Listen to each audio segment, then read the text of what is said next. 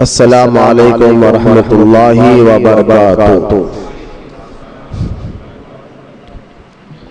अल्हम्दुलिल्लाह अल्हम्दुलिल्लाहि रब्बिल आलमीन वस्सलातु वस्सलामु अला सय्यिदिल अंबिया वल मुरसलीन व अला आलिहि व अस्हाबिहि अजमईन। अम्मा बाद वक़ाल अल्लाहु तआला फ़िल क़ुरआनिल मजीद फ़अऊज़ु बिल्लाहि मिनश शैतानिर रजीम बिस्मिल्लाहिर रहमानिर रहीम। क़ुल ला अस्अलुकुम अलैहि अजरन इल्लल मवद्दता फ़िल क़ुरबा आमन्तु बिल्लाहि सदक़ल्लाहुल अलियुल अज़ीम। वक़ाल अल्लाहु तआला फ़ी शानि हबीबिहिल करीम इन्नल्लाहा व मलाइकतहु युसल्लूना अलन नबी या अय्युहल्लज़ीना आमनू सल्लू अलैहि व सल्लिमू तस्लीमा। सल्लल्लाहु अलैहि नबी उम्मी व अला आलिहि सल्लल्लाहु तआला अलैहि व आलिहि व सहबिहि व सल्लम। सलातो व सलामन अलैका या रसूलल्लाह सल्लल्लाहु तआला अलैहि व आलिहि व सहबिहि व सल्लम। माज़ा सामाईन खानक़ाह महबूब औलिया में हफ्तावारी इज्तिमा आने वाले तमाम मुरीद और मुत्तक़ीन, हमारा यहाँ आने का मकसद, जमा होने का मकसद अल्लाह की रज़ा और इताअत रसूल की तरफ बुलाना है। अल्लाह नियतों का हाल बेहतर जानता है, दिलों का हाल अल्लाह बेहतर जानता है। मकसद हमारा सिर्फ और सिर्फ अल्लाह की रज़ा है और इताअत रसूल की तरफ आप सबको बुलाना है और अपने ईमान और अक़ीदे को कुरान और अहादीस के ज़रिए और उन बुजुर्गों के साए के ज़रिए मजबूत करना है। क्योंकि रमज़ान शरीफ का महीना जैसा गुजरता है, शव्वाल का ये मुबारक महीना, इसका निफ्स 15 शव्वाल को सरकार सैयदना अमीर हमज़ा रज़ी अल्लाह ताला अन्हु की शहादत का वाक़या जंग उहद के दरमियान पेश आया था। इसलिए आज हम हर साल अल्लाह का फजल उसकी अता से शव्वाल के महीने में यौम अमीर हमज़ा रज़ी अल्लाह ताला अन्हु मनाते हैं। अल्लाह ताला हमें ऐसे ही सहाबा इकराम और अहले बैत के जिक्र से माला माल फरमाए और उनकी मोहब्बतों से माला माल फरमाए। अल्लाह ताला को हम एक मानते हैं, उसकी इबादत करते हैं, अल्लाह से मोहब्बत करते हैं, अल्लाह की ज़ात और सिफ़ात में किसी को शरीक नहीं करते। हम ईमान वाले इस बात का दावा करते हैं अल्लाह एक है, उसकी ज़ात और सिफ़ात में कोई शरीक नहीं है, वही इबादत के लायक है, वही हकीकी मददगार है और वही हकीकी तौर पर मुश्किलों को दूर फरमाने वाला है, वही हकीकी तौर पर तकलीफों को दूर करने वाला है। हमारा इस बात का ये दावा, जहाँ दुनिया भर में हजारों करोड़ों लोग अल्लाह के अलावा गैर को भी खुदा मानते, माज़अल्लाह उसकी इबादत करते हैं, इन हजारों लाखों करोड़ों लोगों में हमारा ये दावा कि अल्लाह एक है और हम उसको मोहब्बत करते हैं, उसका सबूत क्या है? ये तो दावा हो गया ना कि हम अल्लाह को एक मानते हैं, हमारा दावा है। हम अल्लाह से मोहब्बत करते हैं, हमारा दावा है। हम अल्लाह ही की इबादत करते हैं, ये हमारा दावा है। तो कोई भी दावे की दलील होती है, दावे के लिए सबूत पेश करना पड़ता है। तो हमारा ये जो दावा है और अल्लाह की इबादत, अल्लाह को एक मानना, अल्लाह ही की इबादत करना, ये जो हमारा दावा है, इस दावे की दलील, इस बात की दलील ये है कि हम हुजूर सल्लल्लाहु तआला अलैहि वसल्लम से मोहब्बत फरमाते हैं। हुजूर की मोहब्बत इस दावे की दलील है, क्योंकि हुजूर सल्लल्लाहु तआला अलैहि वसल्लम ने ही हमें अल्लाह को एक और सही मारिफत इलाही का पता देने वाले मदीने के आका रहमत कौनैन है। जिन्होंने कहा कि अल्लाह एक अपनी ज़ात और सिफ़ात में, हुजूर के कहने पर हमने अल्लाह को एक माना है, उसी की इबादत करते हैं और उसी को एक मानते हैं। तो लिहाजा अल्लाह को एक मानना ये दावा है और इस दावे की दलील मुस्तफ़ा जान रहमत की मोहब्बत है। हुजूर सल्लल्लाहु तआला अलैहि वसल्लम की मोहब्बत सारे यूँ समझिए कि सारी इबादत की जड़ हुजूर की मोहब्बत है सल्लल्लाहु अलैहि वसल्लम। सिर्फ अल्लाह को एक मानना ये तो है ही, हुजूर की मोहब्बत यानी हम हुजूर से मोहब्बत करते हैं, इस बात का सबूत ये कि हम अल्लाह को एक मानते हैं। अल्लाह को एक मानते हैं, इस बात का सबूत ये कि हम हुजूर से मोहब्बत करते हैं सल्लल्लाहु अलैहि वसल्लम। लिहाजा बगैर इश्क रसूल, बगैर मोहब्बत रसूल से कोई भी जो है इबादत अल्लाह की बारगाह में कबूल नहीं होती। यूँ समझे कि नमाज, रोजा, हज, ज़कात, माँ बाप की खिदमत, रिज़्क़ हलाल आप कमा रहे हैं, सच बोल रहे हैं, सारे जो अच्छे अमल आप हम करते हैं, अल्लाह हमें करने की तौफीक अता फरमाए। यूँ समझे कि सारे अच्छे अमल एक बदन की तरह, और बदन जो है आप गौर कर ले, बदन जो है बगैर रूह से ताजगी नहीं मिल पाती, यानी रूह के बगैर बदन जिंदा नहीं रहता। तो सारे आमाल बदन की तरह है, और जो है रूह इश्क रसूल को कहा जाता है। इश्क रसूल जिस आमाल में आ जाते हैं, उस अमाल में भी जान आ जाती है। वरना जो आपके हमारे चेहरे पे जो रौनक आप देख रहे हैं, चेहरा हमारा चमक रहा है, गाल हमारे मजबूत है, हाथ पैर काम कर रहे हैं, आप देख रहे हैं, ये सारी रौनक रूह से है। जैसा ही बंदे के आपने गौर किया, रूह निकलती है जिस्म से, घंटा 2 घंटा 3 4 5 घंटे गुजर जाते हैं किसी बात से, तो चेहरा फीका पड़ने लग जाता है, चेहरा पीला पड़ने लग जाता है, जिस्म कड़क हो जाता है, और चमड़ा यानी समझिए कि चमड़ा गोश्त छोड़ने लग जाता है।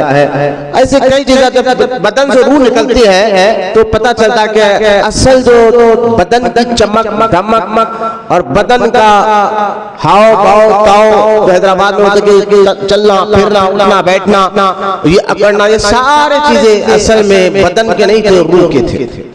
रूह जब निकल जाए तो इसकी सारी अकड़ खत्म हो जाती है, बदन फीका पड़ना शुरू हो जाता है, बदन पीला पड़ना शुरू हो जाता है, अकड़ना शुरू हो जाता है, और चमड़ा छोड़ना शुरू हो जाता है। ये मिसाल मैं इसलिए दे रहा हूँ, जिस तरह रूह बदन के लिए जरूरी है, इसलिए इसी तरह अमल के लिए इश्क रसूल का होना जरूरी होता है। बगैर इश्क रसूल के फिर आमाल भी फीके पड़ जाते हैं। बगैर इश्क रसूल से नमाज, रोजा, इबादत अल्लाह की बारगाह में कबूल नहीं होते, उसके अंदर कोई जान नहीं होती है। तो लिहाजा अल्लाह को एक मानते हैं, इस बात का सबूत हुजूर से मोहब्बत है, और हुजूर सल्लल्लाहु अलैहि वसल्लम से मोहब्बत तो ये फर्ज है, ईमान का तकाजा है, ईमान की जड़ है। इसलिए तो आला हज़रत रहमतुल्लाहि तआला अलैहि ने क्या फरमाया कि अल्लाह की सरताबा कदम शान है, इंसान नहीं इंसान वो इंसान है। ये कुरान तो ईमान बताता है इन्हें, ईमान ये कहता है मेरी जान है ये।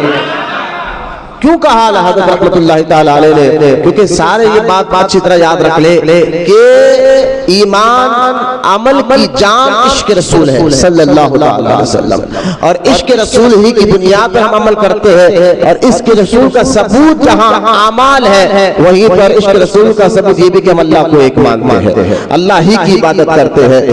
अब ये बात समझने के बाद थोड़ा आगे बढ़ते हैं कि अल्लाह को एक मानना, हम इश्क रसूल इसका जरिया है, मोहब्बत रसूल इसका जरिया है, इसलिए हम अल्लाह को एक मानते हैं हुजूर के कहने पर अलैहिस्सलातु वस्सलाम।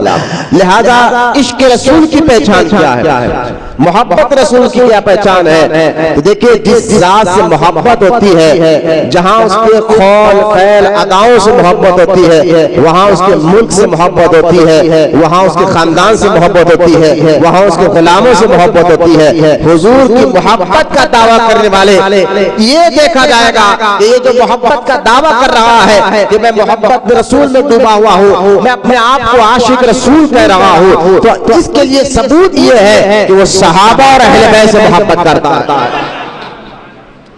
आप मुझे बताइए कि सहाबा और अहले बैत से मोहब्बत करने की वजह क्या है?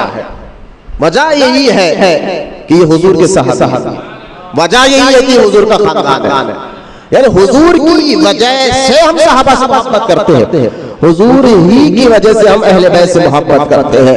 यूं ऐसा नहीं कि हम अरब के सहाबा अरब के लोग थे, अरबों से भी मोहब्बत है, ऐसा नहीं है, बल्कि हम इसलिए सहाबा से मोहब्बत करते हैं कि सहाब ये वो लोग हैं जिन्होंने जिंदगी में हुजूर को देखा है, ईमान लाया, ईमान ही पर इनका खातिमा हुआ, और अहले बैत से मोहब्बत उनकी जात की वजह से नहीं करते, अहले बैत से मोहब्बत इस वजह से करते हैं कि ये हुजूर के खानदान मुबारक के लोग हैं। और ये सहाबा और अहले बैत की मोहब्बत इस बात का हमारे अंदर सबूत पेश करता है कि हम हुजूर से मोहब्बत करते हैं, और हुजूर की मोहब्बत इस बात के सबूत पेश करते हैं कि अल्लाह की इबादत करते हैं। लिहाजा इस तरतीब को आप ज़हन में रखें। जामे तिर्मिज़ी में हदीस पाक भी है, रहमतुल्लाह ने इरशाद फरमाया, अल्लाह से मोहब्बत करो वो तुम्हें रिज़्क़ देता है, वो तुम पर रहम फरमाता है, करम फरमाता है, और मुझसे मोहब्बत करो तो उसी रब का रसूल हो, और मेरी अहले बैत से मोहब्बत करो कि ये मेरा खानदान है। तो लिहाजा इस हदीस पर मुफस्सिरीन ने बड़ी एक प्यारी बात फरमाई है कि देखो कि यहाँ सरकार अलैहिस्सलाम ने अल्लाह ताला तक पहुँचने का ज़ीना और जरिया बताया है कि अहले बैत की मोहब्बत तुम्हें हुजूर तक पहुँचाती है, हुजूर की मोहब्बत तुम्हें अल्लाह तक पहुँचाती है।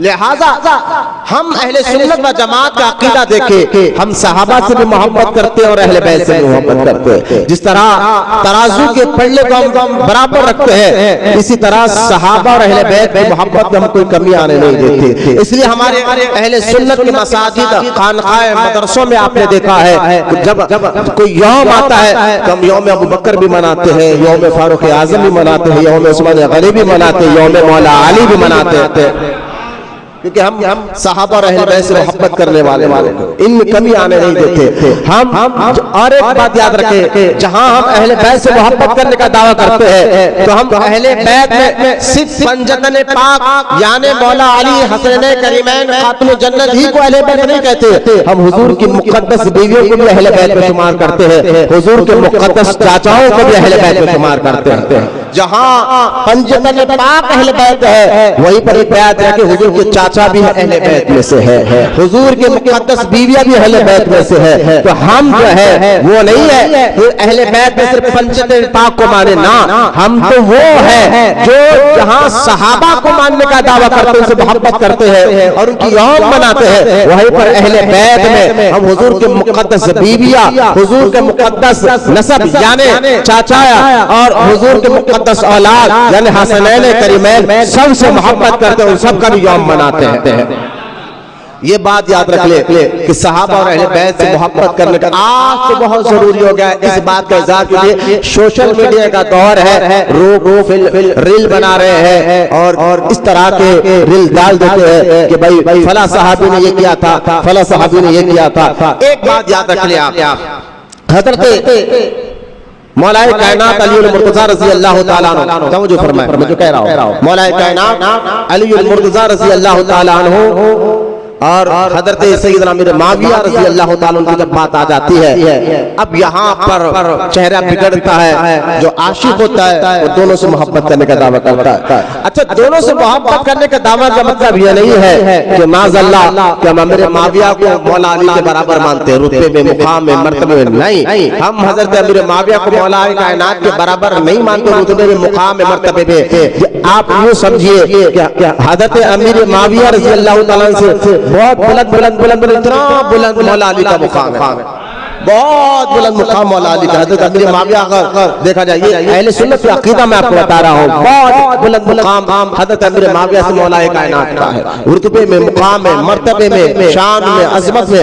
हम तो मौला अली के बेटे हसनैन ने करीमैन को भी अमीर मुआविया में, अमीर मुआविया रज़ी अल्लाह ताला के बराबर नहीं समझते, रुतबे में, मुकाम में, मर्तबे में। मैं बात बता रहा हूँ तो जिस तरह मैंने अकीदा बताया कि हज़रत मुआविया रज़ी अल्लाह ताला अन्हु और मौला कायनात में बहुत जमीन आसमान का फर्क है, रुतबे में, मुकाम में, मर्तबे में। इसी तरह आज के सैयद में और अमीर मुआविया में, आज के सादात में, आज के सैयद में, हज़रत अमीर मुआविया में जमीन आसमान का फर्क है। क्योंकि आज का सैयद जो है सादात, हज़रत अमीर मुआविया रुतबे में बुलंद बहुत बुलंद है आज के सैयद में, और हज़रत मुआविया रज़ी अल्लाह ताला अन्हु में, क्योंकि वो सहाबी है, साहबी रसूल है और अहले सुन्नत व जमात का अकीदा जिसमें गौसे पाक अपनी किताब बुनियादुत तालिबीन में भी लिखते हैं, हज़रत मुजद्दिद अल-फ़सानी मक्तूबात शरीफ में भी लिखते हैं। हर वली ने ये बात कहा है कि अब क़यामत तक कोई मुसलमान जिसमें मुसलमानों में बड़े से बड़े कुतुब गौस और अब्दाल पैदा होंगे, लेकिन क़यामत तक कोई सहाबी के बराबर नहीं हो सकता, कोई सहाबी के बराबर नहीं हो सकता है। यहाँ तक मैं आपके सामने अहले सुन्नत व जमात का अकीदा बयान फरमा रहा था। आइए मैं आपको हुजूर के खानदान मुबारक की तरफ लेकर चलता हूँ।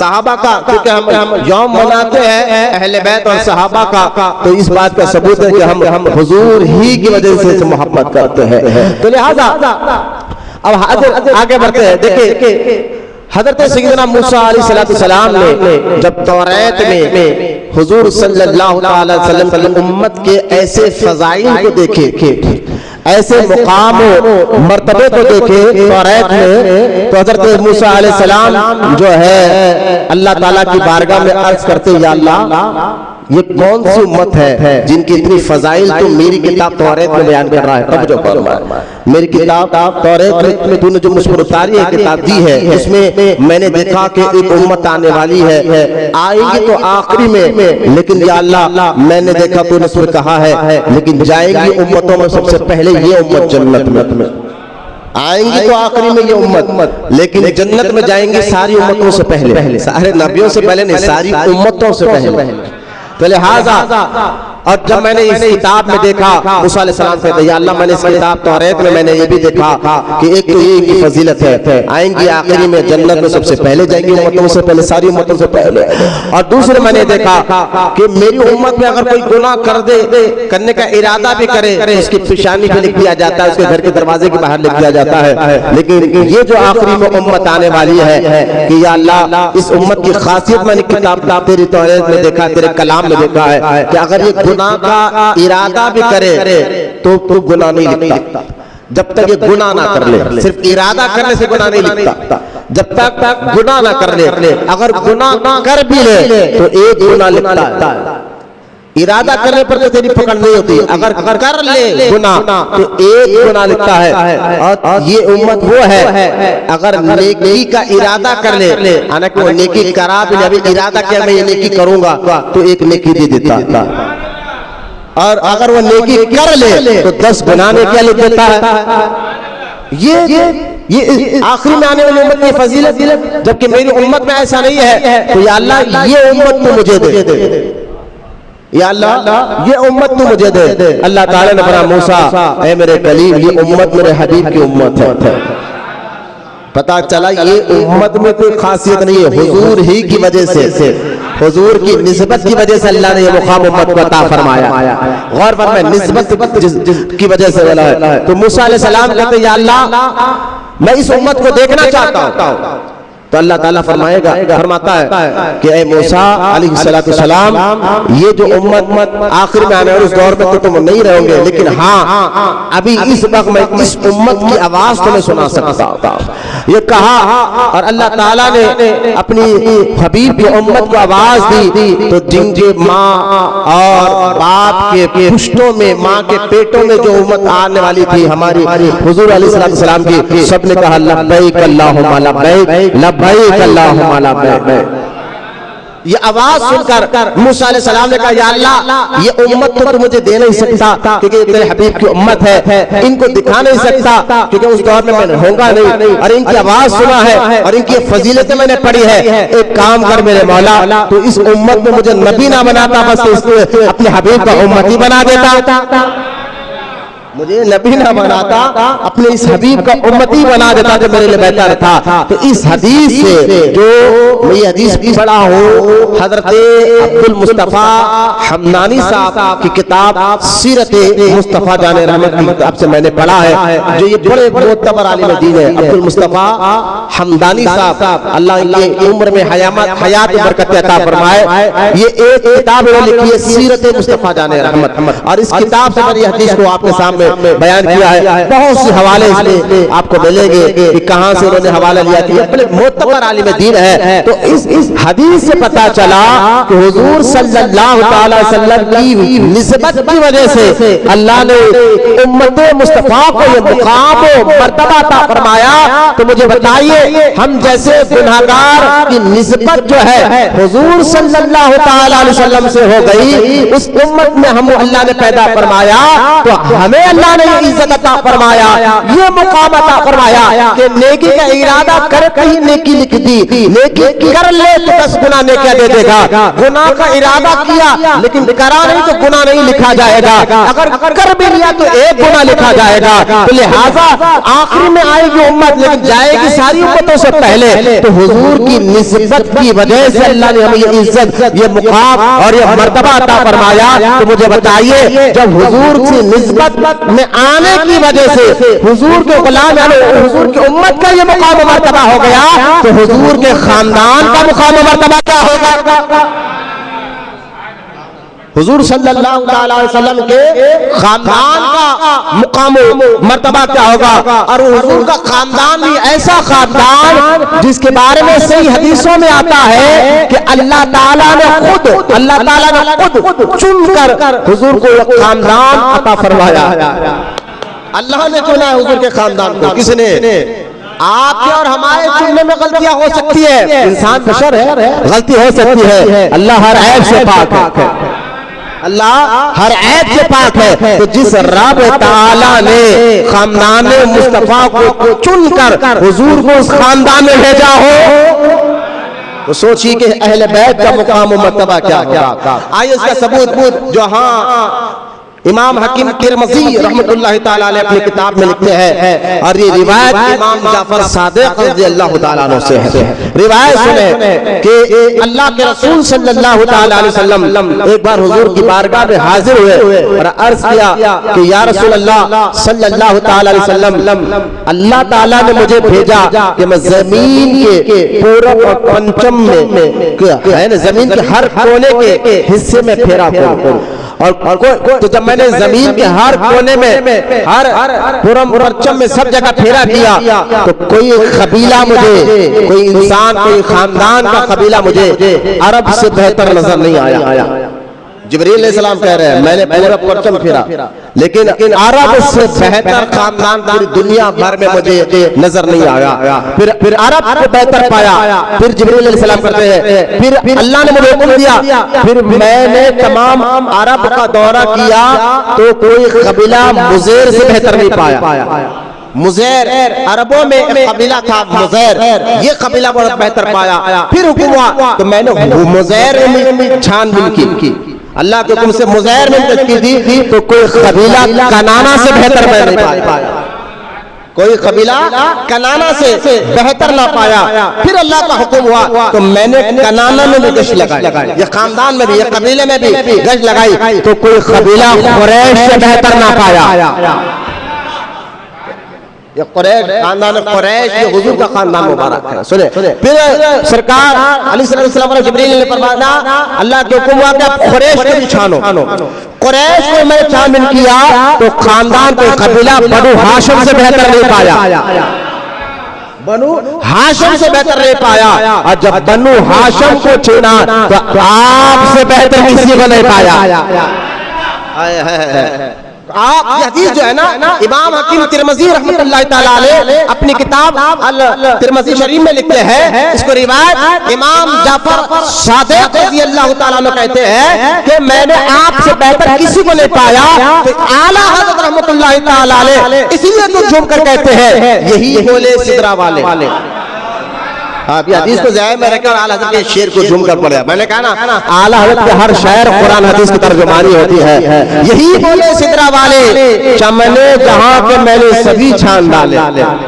यही बोले सिदरा वाले, चमने जहां के मैंने सभी छान डाले, और तेरे पाए का ना पाया, तुझे यक ने यक बनाया, तुझे हमद है खुदाया, तुझे हमद है खुदाया। लिहाजा ये हदीस पाक हुजूर के खानदान की अहमियत बता रहा हूं मैं आपको। दूसरी हदीस सुनिए आप, रहमत कुलैन सल्लल्लाहु तआला अलैहि वसल्लम फरमाते हैं, मैं हर करन और तबके में बनी आदम के बेहतरीन तबकात में भेजा गया। हर करन, हर जमाना, हर आदम अलैहिस्सलाम की औलाद में जो बेहतर लोग थे उनमें मुझे अल्लाह ने अपने नूर को रखा है, महबूब के नूर को रखा है, भेजा गया। यहाँ तक कि आला हुजूर फरमाते हैं अलैहिस्सलाम, यहाँ तक कि उस तबके में आया जिसमें मैं पैदा हुआ सल्लल्लाहु अलैहि वसल्लम। अब आए दूसरी हदीस सुने आप, रहमत कुलैन फरमाते हैं कि मैं अरब के दो सबसे अफजल कबीले बनु हाशिम और बनु ज़हरा में पैदा हुआ। बनु हाशिम हुजूर का ददियाल है, बनु ज़हरा हुजूर का ननियाल है। सुभान अल्लाह। बनु ज़हरा जो है ये कबीला जो हुजूर का ननियाल है, तो सरकार फरमाते हैं कि मैं अरब के दो सबसे अफजल कबीलों में पैदा हुआ, बनु हाशिम बनु ज़हरा। ये भी हदीस है। अब आप देखिए यहाँ तक कि मैं आपके सामने हुजूर सल्लल्लाहु तआला अलैहि वसल्लम के खानदान मुबारक की बात आपके सामने बयान कर रहा था। तो अब आए मैं आपको यहाँ हुजूर के खानदान मुबारक की बात आ गए, तो मैं हुजूर के सकड़ दादा यानी हजरत जो है ना कुरैश रज़ी अल्लाह ताला अन्हु, क्योंकि जिन के पेशानी मुबारक में हुजूर का नूर रहा है उन्होंने शिरक नहीं किया। याद रखिए ना, उन्होंने जिना किया है, वो अल्लाह ही की इबादत करते थे। लिहाजा हजरत कुरैश जो है इनका नाम, हजरत कुरैश का नाम मैं भी आपके सामने दुरूद शरीफ पढ़ी, अल्लाहुम्मा सल्ली अला सय्यिदना मौलाना मुहम्मद मआदिन जुद वल करम व अला आलिहि व बारिक व सल्लिम सलात व सलाम अलैका या रसूल अल्लाह सल्लल्लाहु तआला अलैहि व आलिहि व सहबिहि व सल्लम। आप देखिए कुरैश जो है हुजूर सल्लल्लाहु अलैहि वसल्लम के खानदान में सभी हज़रात अपनी यानी खुसूसियत से बड़े गए हैं, मगर चंद हस्तियां ऐसी हैं हुजूर के खानदान में जो आसमान और फजल कमान में चांद और तारे की तरह चमके, जिनमें बाकमाल, जिनका नाम उन बाकमालों में फहर बिन मलिक भी है। फहर बिन मलिक जिनका लक़ब कुरैश है, असल नाम क्या है? फहर बिन मलिक रज़ी अल्लाह ताला अन्हु। लक़ब कुरैश इसलिए पड़ा क्योंकि इनकी पेशानी में नूर मुस्तफ़ा था। लिहाजा कुरैश, माज़अल्लाह बाद लोग कहते हैं कुरैशी से मुराद कस्साब नहीं, बल्कि कुरैश से मुराद ये हुजूर के सकड़ दादा है जिनका नाम फहर बिन मलिक है। लेकिन क्योंकि अरब के सरदार में से थे और बड़े बहादुर, बड़े दिलियार, इनके दौर में ऐसी कुछ जंगें भी हुई है जिसमें अपनी कौम को, अपने मुल्क की बड़ी जबरदस्त हिफाजत की है और बड़े आदिल, बड़े बेहतरीन। क्योंकि मैं आगे आपको बताऊंगा एक हदीस पाक, बड़े जबरदस्त है जहानियत के मालिक बहादुर थे। तो अरब के लोगों ने कहा इनकी बहादुरी, इनकी जहनियत, इनके फैसले, इनके कमाल को देखकर ये तो कुरैश है। मतलब क्या है? कुरैश समंदर में उस मच्छी को कहते हैं जो सारी मच्छियों पर गालिब होती है। कुरैश समंदर के उस जानवर को कहते हैं जो सारे जानवरों पर गालिब होती है, वो सब यूं समझिए कि बादशाह होती है। तो इनके कमाल और इनके मामलात को देखकर कहा ये तो कुरैश है। और उनके बेटे हजरत फहर बिन मलिक के बेटे हाशिम है, ये हुजूर के परदादा है। हजरत हाशिम कौन है? हुजूर के परदादा है कि हुजूर अकबर सल्लल्लाहु अलैहि वसल्लम के परदादा हाशिम भी बड़ी शान और शौकत के मालिक थे। उनका असली नाम अम्र था या उमर था या अम्र था। इंतहाई बहादुर, बेहद सखी, इंतहाई बहादुर और बेहद सकी और आला दर्जे के मेहमान नवाज थे। बहुत आला दर्जे, हुजूर के सगे दादा, परदादा, सगे परदादा आला दर्जे के जो है ये मेहमान नवाज थे। लिहाजा इनको जिनका नाम उमर था, लेकिन हाशिम इसलिए कहते हैं कि आपके दौर में कहत पड़ गया, लोग खाने के लिए तरस रहे थे। तो आप मुल्क शाम गए, वहां से रोटी का इंतजाम अपने मुल्क अरब में आए और आकर जो है ऊंटों को जुबा कर उनका शेरवा बनाया और रोटी चूर कर कई हाजियों को और पूरे अरब के खित्ते को खिलाया। तो ये रोटी चूरने कर शेरवे में चूर कर खिलाने वाले को हाशिम कहते हैं। इसलिए आपका नाम अमर से हाशिम, ये आपका लक़ब पड़ा। हजरत हाशिम जो है इन्होंने निकाह किया था मदीना मुनव्वरा में, कबीला था बनु ज़हरा, बनु ज़हरा एक कबीला था, वहां पर हजरत हाशिम ने निकाह किया। और जब इनका निकाह हुआ वहां पर बेटे पैदा हुए अब्दुल मुत्तलिब, हाशिम के बेटे। मैं यहाँ तक ला रहा था आपको, अमीर हमजा को समझना है तो थोड़ा ये हुजूर के खानदान को, उनकी फजीलत भी ज़हन में रखना होगा और उनके दादाओं को भी आपको समझना होगा, इसलिए मैं यहाँ तक आपको लेकर आया था। अच्छा, ये कुरैश की मैंने अभी एक बात आपके सामने रखी है कि हाशमी कुरैशी हुजूर को कहा जाता है, मुत्तलबी कहा जाता है, हाशमी कहा जाता है, कुरैशी कहा जाता है। तो इस खानदान के बारे में एक और बात सुन ले आप। हुजूर सल्लल्लाहु अलैहि वसल्लम की हदीसें वो चुन कर लाया हूं जो अक्सर मैं इन्हें कहा नहीं है, आज पहली बार कह रहा हूं। वो हदीस है, हुजूर सल्लल्लाहु अलैहि वसल्लम फरमाते हैं कि मेरा जो खानदान है कुरैशी और हाशमी, मैंने बताया था कुरैश कौन है, हाशिम कौन है, कुरैशी हाशमी, तो ये वो खानदान है जिनको अल्लाह ने 4 खसलतें खास तौर पर अता फरमाई, 4 आदतें इनके अंदर, 4 खसलतें खास तौर पर अता फरमाई। क्या पहली खसलत है, क्या पहली आदत इस खानदान की, हुजूर के मुबारक खानदान की पहली आदत, फितने के वक्त सबसे ज्यादा इस्लाह और सच पर ये लोग होते हैं। जब फितना हो जाता है, चाहे वो फितना अकीदे का हो, चाहे फितना वो किसी माल जर पर लेकर हो, कौन सच है कौन झूठ पर है, सरकार को नहीं, जब फितना हो जाए किसी चीज का तो जहां पर कुरैशी और हाशमी लोग हैं तो समझ जाना कि यही सच्चे लोग, क्योंकि सरकार ने फरमाई, अल्लाह ने उनको खासियत अता फरमाई। फितने के वक्त सबसे ज्यादा इस्लाह और सबसे ज्यादा जो है हक पर होते हैं। और दूसरी खसलत, मुसीबत के बाद, मुसीबत इनके खानदान में आती है, हाशमी और कुरैशी, मुसीबत के बाद सबसे पहले ठीक भी यही हो जाते हैं, सबसे पहले ठीक भी हो। दूसरे और तीसरा, लड़ाई में पसपा भी हो जाए, यानी बाज़ाहिर हारते हुए नजर आए लड़ाई में, कि अल्लाह के लिए तो लड़ते हैं लेकिन लड़ाई में पसपा भी हो जाए तो सबसे पहले दुश्मन पलट कर वार भी यही करते हैं। यार करबला को ज़हन में रखे, लिहाजा पलट कर ही करते हैं। और चौथी खसलत ये और मिस्कीन और यतीम ममलूक के हक में, यानी मिस्कीनों और गरीबों के हक में सबसे बेहतर मेरा कुरैश और बनु हाशिम ही रहते हैं।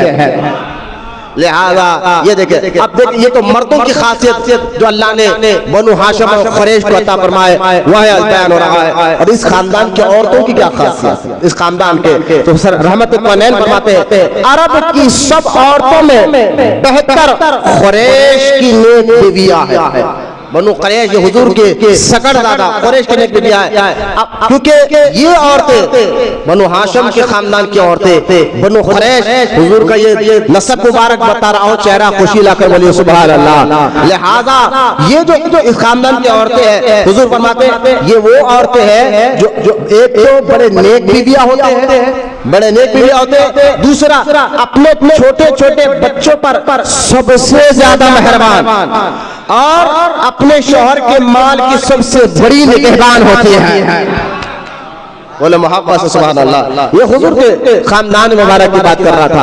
अब आए हजरत अब्दुल मुत्तलिब मदीना मुनव्वरा में पैदा हुए, हुजूर के दादा जो बनु हाशिम के बेटे, और बनु हाशिम फिर वहां से मदीने पाक से मुल्क शाम कुछ काम के लिए गया, वहां का इंतकाल हुआ हुजूर के परदादा बनु हाशिम का। और अब्दुल मुत्तलिब को जब वो बड़े हुए तो अब्दुल मुत्तलिब को फिर उनके चाचा ने आपको मदीने पाक से मक्का मुकर्रमा लेकर आया, और मक्का शरीफ में फिर क्योंकि आप हाशमी है कुरैशी है तो अब्दुल मुत्तलिब को फिर जो है आपको अल्लाह ताला ने इसी इज्जत से नवाजा कि अब अरब के सरदारों में शुमार हो गए। ये हुजूर के सगे दादा अब्दुल मुत्तलिब रज़ी अल्लाह ताला अन्हु ये अरब के सरदारों में शामिल हो गए। और अब्दुल मुत्तलिब को अल्लाह ताला ने बड़ी शान अता फरमाई, ये हुजूर के सगे दादा। एक तो ये कि आपको पता चल गया था, इस बात का इल्म हो चुका था, जो आखिरी नबी का जिक्र किताबों में आए हैं, हमने बड़ों से सुनते हुए आए हैं, या तो मेरा बेटा होगा या मेरे बेटे का बेटा होगा। ये अब्दुल मुत्तलिब कन्फर्म हो गया था कि अब वो दौर आ चुका है आखिरी नबी आने का, जो सारे नबियों का सरदार है, या तो मेरा बेटा होगा या मेरे बेटे का बेटा होगा। कंफर्म 100% आपको ये बात समझ में आ गई। क्यों? क्योंकि आपने जो ख्वाब हज़रत अब्दुल मुत्तलिब को ख्वाब आते थे, वो सच हुआ करते थे। फिर आप जब सुबह उठते थे तो आपकी आंखों में अब्दुल मुत्तलिब हुजूर के दादा, क्योंकि उनके पेशानी में नूर मुबारक था, तो इनकी आंखों में सुरमा लगा, दाढ़ी में तेल लगा हुआ होता था। हालांकि सुबह जब उठते हैं तो आदमी के बाल बिखरे होते थे कि आपके बाल सुधरे हुआ तेल लगा हुआ होता था, आंखों में सुरमा लगा हुआ था। फिर एक वजह ये भी है, अरब के लोग कोई परेशानी में आ जाते, यानी बारिश नहीं होती, तो अब्दुल मुत्तलिब को गारे हिरा के पहाड़ पर ले जाते और वहां ठहर कर अल्लाह की बारगाह में दुआ करते, तो अचानक आपके पेशानी से नूर चमकने लग जाता और लोग कहते चलो मुश्किल हल हो जाती, पहाड़ से नीचे नहीं आते, बारिश होना शुरू हो जाती। ये मैं बता रहा हूँ क्योंकि अब्दुल मुत्तलिब को कंफर्म था कि भाई वो आखिरी नबी है, तो मेरे बेटा होगा, मेरे बेटे का बेटा होगा। उसकी वजूहात बता रहा हूँ कि वो आंखों में सुरमे का लग जाना, पेशानी से नूर का जाहिर होना, फिर जमजम का कुआं एक दौर में मिट चुका था, लेकिन यही अब्दुल मुत्तलिब को अल्लाह ताला की जानिब से बशारत होती है और आप ही की वजह से जमजम का कुआं बाहर आता है, वरना दुश्मनों ने उसको बंद कर दिया था। अब्दुल मुत्तलिब ने बताया कि यहाँ वो कुआं है, और जब वहां से सामान हटाया गया तो वहां से जमजम का कुआं बाहर आया। ये अब्दुल मुत्तलिब के उन हालात में बता रहा हूँ कि ये वाक़यात बता रहे थे कि आप आखिरी नबी के या तो वालिद है या तो दादा है, क्योंकि आपको खुद को भी कंफर्म था। फिर यही अब्दुल मुत्तलिब जो है रज़ी अल्लाह ताला अन्हु, जब अबरहा ने यमन से आकर काबतुल्लाह को गिराना चाहा और काबतुल्लाह को चारों तरफ से हथियों से घेर लिया, तो अचानक अब्दुल मुत्तलिब के पेशाने से नूर की शुआएं बाहर निकलने लगी। वो तो खुद अब्दुल मुत्तलिब, लोगों ने उस नूर की शुआओं को देखा तो अब्दुल मुत्तलिब बेफिक्र होकर कहने लगे, लोगों बस तुम टेंशन मत लो, अब पहाड़ों की तरफ चले जाओ, लेकिन ये अबरहा काबा को गिराने आया है, ये कुछ बाल भी नहीं कर सकेगा। तो ये नूर बता रहा है कि अबरहा बड़ी जिल्लत और बड़ी रुसवाई के साथ यहाँ मरने वाला है, और हुआ भी है कि अबरहा बड़ी जिल्लत से मरा। फिर अबरहा ने अब्दुल मुत्तलिब के ऊंटों को जब जो है कैद किया, जानवर को कैद किया, अब्दुल मुत्तलिब बात कर छुड़ाने के लिए अबरहा के पास गए, तो उसने कहा कि हमारे हाथी को देखो, क्योंकि उस वक्त अरब वाले हाथी को पहली बार देख रहे थे। तो वो जो बड़ा हाथी था सफेद कलर का, जिसका नाम अबरहा ने महमूद रखा था, वो हाथी जैसे ही अब्दुल मुत्तलिब को देखता है सजदे में चला जाता है। गोया ज़ुबान हाल में कह रहा है, ऐ अब्दुल मुत्तलिब सजदा तुमको नहीं, उस नूर मुस्तफा को कर रहा हो, और ज़ुबान हाल से कहता है सलातु व सलाम अलैका या नूर अल्लाह। फिर ये जो है जब वो नूर को देखा तो फिर वो वहां से पलट गए, लेकिन हमला नहीं कर सकती, हमला नहीं किया काबेगा। तो खैर ये वाकयात बता रहे थे अब्दुल मुत्तलिब के आखिरी नबी आने, इसलिए हज़रत अब्दुल मुत्तलिब ने बहुत से निकाह किए इसी उम्मीद पर कि वो आखिरी नबी है तो मेरा बेटा होगा, मेरे बेटे का बेटा होगा। इसलिए हुजूर सल्लल्लाहु अलैहि वसल्लम के चाचा या तो 11 है, किसी ने 10 लिखा है, किसी ने 11 लिखा, सीरत की किताबों में 11 भी आया, 13 भी चाचा हुजूर के। लिहाजा अब आइए मेरे हमजा की तरफ, ये खानदान मुस्तफा की बात करा तो मैंने ये समझाना आपको जरूरी है। हजरत अब्दुल मुत्तलिब ने हजरत वहाब बिन मुनब्बा याद रखिए, वहाब बिन मुनब्बा रज़ी अल्लाह ताला अन्हु कौन है? हुजूर के सगे नाना, सगे बीबी आमिना के वालिद, हुजूर के नाना। आज हमें चाहिए कि उनकी मुकद्दस नामों को याद रखे। वहां पे मुनब्बा के पास गए और जाकर कहा कि मैं, क्योंकि मेरे जो अंदर क्वालिटी खूबियां जो चमक धमक देखी है, इन सारे बेटों में मैंने वो चमक धमक मेरे बेटे अब्दुल्ला में देखी है। इसका नूर भी चमकता है, इसकी पेशानी भी चमकती है, तो लिहाजा मुझे उम्मीद है कि शायद इनकी औलाद या मेरी औलाद में कोई वो नबी आ जाएगा। तो लिहाजा एक काम करो, अब्दुल मुत्तलिब कहते हैं कि एक काम करो, मैं अब देखिए तेरे हमजा की बात आ गई, मैं जो है निकाह करना चाहता हूँ अपने बेटे का तुम्हारी बेटी आमिना के साथ। एक तो मेरे बेटे अब्दुल्ला का निकाह आमिना के साथ कर दो, क्योंकि ये अरब का खानदान था, सरदार मक्का आए हुए थे इनकार भी नहीं, और ये बनु ज़ुहरा खानदान, लिहाजा दोनों खानदान रुतबे में, मुकाम में, मर्तबे में, अखलाक में, पाकिज़गी में बराबर थे। तो लिहाजा कभी भी खानदान रिश्तेदारी देखो तो ये भी देखना चाहिए। लिहाजा हजरत अब्दुल मुत्तलिब ने एक ही वक्त में अपने बेटे अब्दुल्ला का निकाह किया, और ये बीबी आमिना के साथ निकाह हो रहा है हजरत अब्दुल्ला का। और हजरत हाला हाला बीबी आमिना की दो रिवायत है, एक कलेरी बहन थी या सगी बहन। हाला छोटी हा से, बड़ी हाले छोटी हा से हाला। ये बीबी आमिना के बाद सीरत निवारे का नहीं, बीबी आमिना की सगी बहन बाद में कहने कलेरी बहन थी। तो अब मैं सगी बहन को ले हाला से निकाह अपने मुत्तलिब ने किया। यानी वहाब के बेटे दो बेटियां बीबी आमिना के निकाह अपने बेटे अब्दुल्ला से कराया और उनकी बहन से निकाह हाला से निकाह खुद अपने मुत्तलिब ने किया। एक घर में बाप और बेटे की शादी हो रही। आज तो अजीब अजीब लोग रिवायत बना लेते हैं कि ये क्या ऐब नहीं। अब निकाह हुआ, सुने आगे चलकर बीबी आमिना के यहाँ जो बेटा पैदा हुआ सब जानते हैं है ना। बीबी आमिना के यहाँ जो बेटा पैदा हुआ वो सब जानते हैं, सारे कायनात का मालिक और मुख्तार कायनात मुस्तफा जाने रहमत पैदा हुए और उसी हाला से जो बेटा पैदा हुआ वो सैयदना अमीर हमजा रज़ी अल्लाह ताला अन्हु।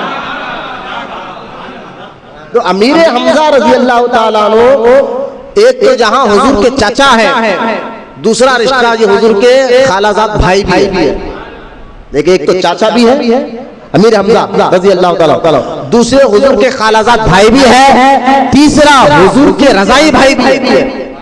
तीन जहाज से हुजूर से निस्बत देके अमीर हमजा को खालाजाद भाई तो समझ में आ गया आपको, चाचा ये भी समझ में आ गया आपको कि आपके वालिद के भाई है। और तीसरा ये है कि दूध शरीक भाई इस तरह हुए कि जो अबू लहब की कनीज और लौंडिया सोएबा जो बाप ईमान लाई रज़ी अल्लाह ताला अन्हा जिन्होंने हुजूर सल्लल्लाहु अलैहि वसल्लम को दूध पिलाया है, उस सोएबा ने अमीर हमजा को दूध पिलाया। दूध शरीक के भाई भी अमीर हमजा हुजूर सल्लल्लाहु अलैहि वसल्लम। तीन जहां से रिश्ते हैं अमीर हमजा को हुजूर से, चाचा का रिश्ता है, खालाजाद भाई का रिश्ता है, दूध शरीक भाई का रिश्ता। हज़रत अमीर हमजा रज़ी अल्लाह ताला ने हुजूर सल्लल्लाहु ताला, क्योंकि अमीर हमजा अरब के बड़े जबरदस्त मशहूर लोगों में पहलवानों में शुमार होता था।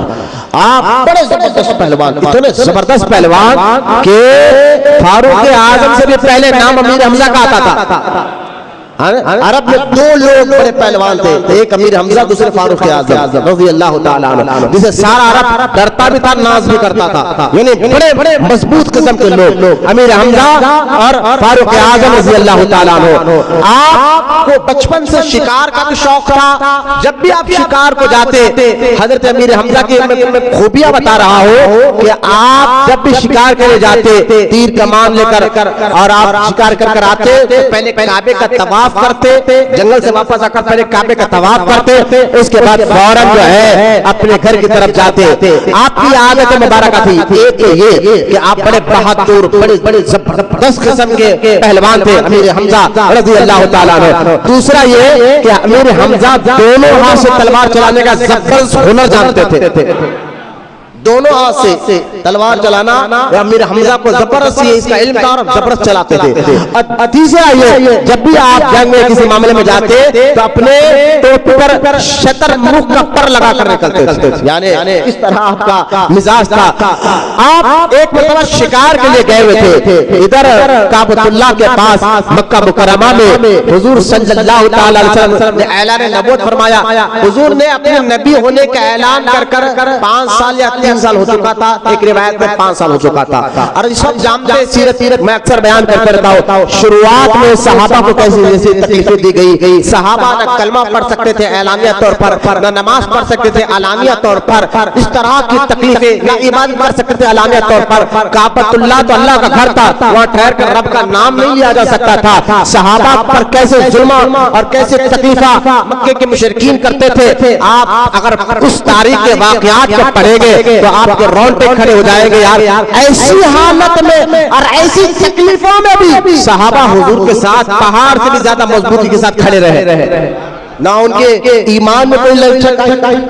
आज हम थोड़ी मुसीबत आकर तो परेशान हो जाते हैं, यार छोड़ो नमाज पढ़कर फायदा क्या हो रहा है, रोजा रखकर फायदा क्या हो रहा है, ये मुसीबत तो जा नहीं रही है, परेशानी जा नहीं रही है। लेकिन सहाबा इकराम जब ईमान लाए शुरुआत के दिनों में हुजूर ने जब ऐलान नबूवत फरमाया है, कितनी कितनी तकलीफ दी गई है। अरे आप देखें, उनके जिस्म पर पत्थर रखा जा रहा है, उनको कड़ा धूप में खींचा जा रहा है, घसीटा जा रहा है, और उनके बच्चों को मारा जा रहा है, बीवियों को मारा जा रहा है, खाने पीने से रोका जा रहा है, लेकिन फिर भी सहाबा अल्लाह उसके रसूल का दामन छोड़ने तैयार नहीं थे।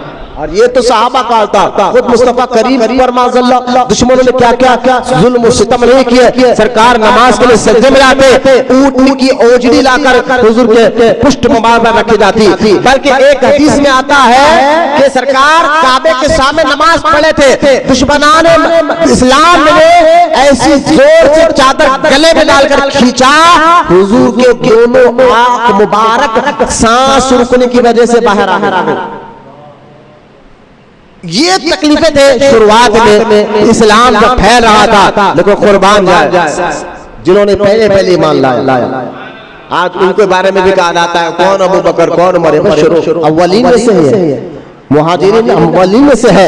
लिहाजा ऐसे हालात अरब के थे, और हर वक्त तंग किया जा रहा है, सताया जा रहा है सहाबा को, मुस्तफा करीम को, यहाँ तक कि एक मर्तबा अबू जहल ने इतनी गुस्ताखी कर दी कि रहमत कौनैन को माज़ल्लाह सुम्मा माज़ल्लाह गाली तक दिया, और गाली देने के बाद आपको जिस्म पर मुंह मुबारक पर आपको मारा भी उसने, अबू जहल ने। और जब मारा तो एक कनीजा उसी खानदान की, हुजूर के खानदान की कनीजा खानदान की, उन्हें जब देखा ये हमारे खानदान के बुजुर्ग है और अबू जहल ऐसा कर रहा है, बड़े उसको अफसोस हुआ। और वो इसी अफसोस में काबतुल्लाह के सामने बैठी हुई थी, अचानक अमीर हमजा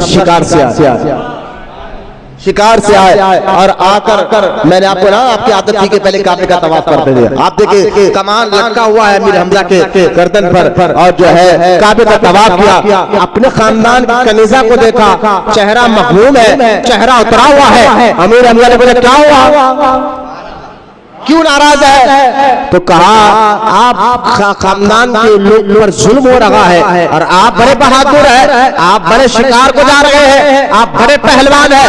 अमीर हमजा ने कहा बोल हुआ क्या है? कहा आपका जो भतीजा है मोहम्मद बिन अब्दुल्लाह सल्लल्लाहु अलैहि वसल्लम, हाँ अबू जहल ने आज हद पार कर दी है, इस तरह की हरकत बेअदबी और गुस्ताखी हुजूर सल्लल्लाहु अलैहि वसल्लम के साथ की है। इतना सुनना था, हाशमी खून जोश में आ गया, सुभान अल्लाह, हाशमी खून जोश में आ गया। कहा मेरे भतीजे को अबू जहल ने इस तरह की हरकत की, फौरन गया अबू जहल के घर पे मेरे हमजा चले गए और दरवाजा खटखटाया। अबू जहल ने दरवाजा खोला तो देखा कि मेरे हमजा मक्के का वो शख्स पहलवान जो सामने खड़ा हुआ है, और अबू जहल के आंखों में आंख मिलाकर मेरे हमजा तो चेहरे पर जलाल है, गुस्सा है, आंखें गुस्से से लाल है, और गुस्से में कह रहे तेरी हिम्मत हो गई कि तू आज मेरे भतीजे पर हमला करता है, मेरे पीछे पर बातें करता है। ये कहकर अमीर हमजा ने अपनी कमान निकालकर अबू जहल को मार कर सर फोड़ दिया था। अच्छा मैं एक बात बताता हूँ, अमीर हमजा ने क्या किया, अबू जहल का सर फोड़ दिया मार के। मैं समझता हूँ यही वजह थी अल्लाह ने इनके लिए कि मेरे हबीब के लिए तुमने किया, मेरे महबूब के लिए किया है, तो अब सीना खोल दे, ईमान की मोहब्बत दाखिल फरमा दे। और मारा, सर फोड़ा, और सर फोड़ कर कहा सुन अभी इसी वक्त जा रहा हूं मेरे भतीजे के पास, और कलमा पढ़कर उसके रब पर भी मान लाऊंगा, उस पर भी मान लाऊंगा। बोलना सुभान अल्लाह। फौरन मेरे हमजा अबू जहल का सर फोड़ा, वापस आए और हुजूर से कहा कि ऐ मेरे भतीजे मैंने मार कर अबू जहल से तेरा बदला ले लिया है। सरकार ने फरमाया चाचा मैं उस वक्त खुश नहीं होगा, उस वक्त मैं बड़ा खुश होगा जब आप भी कलमा पढ़ लेंगे। इस्लाम की खूबी है, कुरान ये कहता है, रब ये फरमाता है। जब ये सारी बातें सुने पहले तो नरम हो गया था दिल, और दिल नरम पड़ा, कहा हाथ में कलमा पढ़कर ईमान लेकर आता। आप हुजूर सल्लल्लाहु अलैहि वसल्लम उस वक्त ईमान लाया जिस वक्त ईमान लाना मौत को दावत देना। अमीर हमजा उस वक्त ईमान लेकर आ रहे, हुजूर के साथ खड़े रहे, और हुजूर के साथ साथ जब रह गए तो सहाबा के अंदर बड़ी खुशी हुई, क्योंकि अरब के दो मशहूर पहलवान थे, उनमें से एक एक ईमान ला लिए तो हमारे सीने में हिम्मत आ गई, हम अब खुलकर कलमा भी पढ़ते थे बोले ना साहबा कहते हैं खुल अमीर हमजा की ईमान लाने के बाद अमीर हमजा कहते हैं देखो जाओ रब का नाम लो, अल्लाह का नाम लो, काबे के सामने खड़े करो, कौन आएगा मैं देखूंगा। बोलना सुभान अल्लाह। लिहाजा एक तो खुलकर कलमा भी पढ़ते थे और दूसरा हजरत अमीर हमजा रजी अल्लाह तआला अन्हु के ईमान लाने पर साहबा कहते हैं हमारे सीने में बड़ी ताकत जमा हो गई। हम जो हमें गालियां देते थे हमको पलट कर जवाब नहीं देते थे, साहबा कह रहे पलट कर जवाब नहीं देते थे, उनके गालियों को सुनकर खामोश हो जाते थे, उनके तकलीफों को देखकर खामोश हो जाते थे। हमजा ने जब ईमान लाया रजी अल्लाह तआला अन्हु तो हम जवाब देने वाले भी बने, जवाब देने वाले भी बने। लिहाजा अमीर हमजा रज़ी अल्लाह ताला ईमान लाए। उसी दरमियान में जब अबू जहल को जब पता चला, उतबा शेबा उमैया जैसे मुशरिकीन मक्का को पता चला, उन्होंने कहा यार इतना बड़ा आदमी ईमान ला लिया, अब उसको बराबर का आदमी कौन है? कहा उमर है, कहा उमर को भटकाओ। और फारूक आजम को जहन में कर दिया कि कब तक इनकी बात सही रहेगी, कब तक। हज़रत फारूक आजम ने पूछा ये भटकाना शुरू कर दिए। और इधर क्या है सरकार अलैहिस्सलाम दारुल अरक़म में अपने बहन अपनी चाची के घर वहां बैठकर दुआ करे, या अल्लाह उमर के जरिए इस्लाम को इज्जत अता फरमा, उमर के जरिए इस्लाम को इज्जत अता फरमा। देखिए आप अल्लाह ताला हर चीज देने पर कादिर है, कुदरत वाला है, ताकत वाला है, लेकिन अल्लाह ताला ने कानून बता दिया जो भी चीज मिलेगी जरिया और वसीले से मिलेगी। जरिया वसीला कोई हराम चीज नहीं है। हज़रत उमर रज़ी अल्लाह ताला अन्हु बहन के घर गए, वाक़या बड़ा तवील है। बहन के घर में अल्लाह का कलाम सुना, दिल नरम पड़ा, फौरन दारुल अरक़म हुजूर से मिलने आए। जब वो दारुल अरक़म आ रहे थे सहाबा दौड़ते हुजूर की बारगाह में, या रसूल अल्लाह उमर आ रहे हैं, उमर आ रहे हैं। और गले में तलवार, हज़रत उमर के गले में तलवार लटकी हुई है। इनका हाल होलिया तो बता रहा है कि ये बड़े गुस्से से आ रहे हैं और ये कुछ इरादे से आ रहे हैं। अब सहाबा टेंशन में है, सरकार को कह रहे कि उमर आ रहे हैं। उस वक्त अमीर हमजा के चेहरे पर टेंशन है ना खौफ है। कहा आने दो उमर को, आने दो उमर को, इरादा नहीं करे तो ठीक है, वरना मैं उसको देख लूंगा। बोले ना सुभान अल्लाह, वरना मैं उसको देख लूंगा। लिहाजा सरकार ने फरमाया चाचा उमर का इरादा नेक है, उमर का इरादा नेक है। दरवाजा खटखटा, हमजा खाम में खड़े हुए हैं रज़ी अल्लाह ताला अन्हु। हज़रत अमीर हमजा शाम में खड़े हुए हैं, दरवाजा खोला गया। सरकार ने उमर के हाथ को पकड़ कर कहा उमर क्या कलमा पढ़ने का वक्त नहीं आया, अल्लाह को एक मानने का वक्त नहीं आया? नजर से नजर मिली, उमर का कुफ्र खुला, उन्होंने कहा अशहदु अल्ला इलाहा इल्लल्लाह व अशहदु अन्ना मुहम्मदन अब्दुहु व रसूलुहु। हज़रत उमर ईमान लाए, सहाबा ने खुशी में तकबीर लगाई। फरिश्ते आकर कहते या रसूल अल्लाह उमर के ईमान लाने से आसमान के फरिश्ते भी खुशियां मना रहे हैं। उसके बाद हज़रत उमर ने कहा हुजूर हम हक पर है, इबादत भी खुलकर होगी, छुप कर नहीं होगी। अब दो काफिले लेके, एक काफिले के पीछे उमर आगे है, पीछे सहाबा है, और दूसरे काफिले के पीछे हमजा आगे है, पीछे सहाबा है। अब ये दो जब ईमान लाए, एक तो लाए तो सहाबा के हमें बड़ी हिम्मत आ गई थी, हम कलमा पढ़ रहे थे, हम अल्लाह का जिक्र कर रहे थे। जब उमर लाए, अभी दोनों के दोनों इस्लाम के दामन में आ गए तो हमने खुलकर पहली बार काबे के सामने नमाज पढ़ी है, खुलकर पहली बार काबे के सामने हमने नमाज पढ़ी है। मैंने बताना ये चाह रहा हूँ जहाँ हज़रत उमर आगे थे वहाँ हमजा भी तो आगे थे ना रज़ी अल्लाह ताला अन्हु। लिहाजा हज़रत अमीर हमजा वो हुजूर के मुक़द्दस चाचा है और वो हुजूर इनसे इतनी मोहब्बत करते थे, इतनी मोहब्बत करते थे कि एक सहाबी भी हुजूर की बारगाह में आए और आकर कहा कि या रसूल अल्लाह सल्लल्लाहु अलैहि वसल्लम मुझे बेटा हुआ है, आप अच्छा सा नाम बता दीजिए। तो सरकार अलैहिस्सलाम को अमीर हमजा से इतनी मोहब्बत थी रज़ी अल्लाह ताला अन्हु, इतनी मोहब्बत थी अपने चाचा से। तो अब देखे आने के हुजूर फरमाते मुझे नामों में जो नाम पसंद है अब्दुल्ला, अब्दुर्रहमान, ये नाम बोले पसंद है। सरकार अक्सर कहते थे अपने बेटे का नाम अब्दुल्ला रखो, अब्दुर्रहमान रखो, लेकिन देखिए हुजूर के चाचा से हुजूर को कितनी मोहब्बत है। लिहाजा वो सहाबी को सरकार फरमाते हैं मुझे मेरे चाचा से बड़ी मोहब्बत है, एक काम कर अपने बेटे का नाम हमजा रख लिया कर। ये मोहब्बत है क्या? अहले बैत से मोहब्बत, खानदान मुसलमान से मोहब्बत। लिहाजा आप हमजा नाम रखने का हुक्म अता फरमाया। यही अमीर हमजा एक बार कहते या रसूल अल्लाह ऐ मेरे, कभी आपने मेरे भतीजे के करीब जब कलमा पढ़ा तो या रसूल अल्लाह कहा, या हबीब अल्लाह कहा कि या रसूल अल्लाह आप जिस फरिश्ते को देखकर बात करते ना, हाँ चाचा कहा मैं इनको देखना चाहता हूँ, वो फरिश्ते के सरदार को देखना चाहता हूँ। सरकार अलैहिस्सलाम ज़ाहिरी जिंदगी में भी, जरा बात ध्यान में रखे, ज़ाहिरी जिंदगी में भी और आज भी, ज़ाहिरी जिंदगी में भी और आज भी सरकार आज भी हयात है अल्हम्दुलिल्लाह। अमीर हमजा की बात नहीं टालते, बोलो ना सुभान अल्लाह। सरकार की आदत है अमीर हमजा की बात टालते नहीं थे, ना ज़ाहिरी जिंदगी में ना आज। नहीं समझे, आज भी बुजुर्गों ने लिखा है सरकार से कोई बात बनाना है ना, ओहद के मैदान में जाओ, अरे अमीर हमजा को वसीला बना लो, हुजूर फौरन अता फरमाते हैं। जबकि हुजूर की आदत पाक क्या है, आला हज़रत फरमाते हैं कि मैं तो वाह का जूदो करम है शहे बतहा तेरा। आला हज़रत फरमाते हैं हुजूर इतने सखी, इतने नरम दिल कि आला हज़रत फरमाते हैं सारे हदीसों के सामने रखकर कि वाह क्या जूदो करम है शहे बतहा तेरा, नहीं सुनता ही नहीं मांगने वाला तेरा। मेरे करीब से अगर खतरा किसी ने मांगा, दरिया बहा दिए हैं, दुर्बे बहा दिए हैं। लेकिन हुजूर की आदत ही पहले से सखावत वाली है।